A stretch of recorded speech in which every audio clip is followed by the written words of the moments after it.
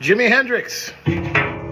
What can you say about Jimi Hendrix? Well, I mean, I guess you could say a lot of things about Jimi Hendrix. As far as guitar playing was concerned, in the late 60s, kind of like he reinvented the wheel in a lot of ways, right? You had guitar heroes like Beck and Page and Clapton, and then Hendrix blew onto the scene, and those guys were scared. They really hadn't seen or heard anything like him. And he really was unique. His debut album, Are You Experienced, from 67, my dad had a copy of that on vinyl. And I used to look through and raid my dad's record collection. And I remember pulling that album out, and the first thing that struck me was the cover. The fisheye lens photo and the colors and the purple and the yellow. And I was like, what's this all about? So I took it to my bedroom and I played it. And I hadn't heard anything like it before. And there were songs, I was very young too. I might have been 8 or 9 years old when I took that copy into my room and checked it out.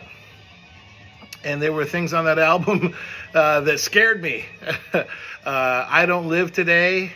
And I remember Third Stone from the Sun.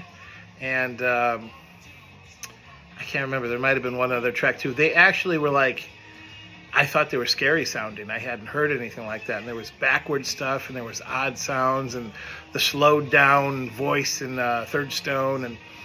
But beyond that, I really did like the music. I thought, man, it's catchy, it's unique. Even at that young age, I was like, wow, this is really something special. I know a lot of people, especially in this day and age, are kind of like, yeah, Hendrix, but he's kind of overrated, in hindsight, and this, that, and the other.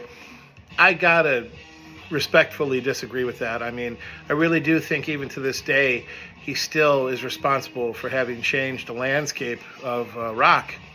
In a very short period of time, obviously, during his life, we had the debut, we had Axis, we had Electric Ladyland, and then we had the Band of Gypsys album, and really that was about it. Cry of Love and The Rainbow Bridge and Crash Landing and Midnight Lightning, all that. Those were all posthumous albums. And then, of course, his iconic performance at Woodstock. Again, that he was like on the Monday morning, and most of the people had left. There wasn't many people left, but the one thing that everyone remembers from that was the Star Spangled Banner that he did. But he went through so many different phases. He was kind of trying to move towards almost like he was interested in jazz and almost like what would be probably a fusion thing. Always trying to expand his sound, always trying to push the boundaries. And he did that a lot in a short period of time. I've just always loved his music. And I mean, as far as guitar heroes go, like I mentioned, Page and Beck and Clapton, and even later day guys like Vai or Satriani and even Zappa. Those guys, give the nod to him too, that he really did kind of, like I said earlier, reinvent the wheel when it came to electric guitar. So, yeah, I don't know if you can hear, I think Hey Joe's on right now. But yeah, Are You Experienced, the debut by Hendrix?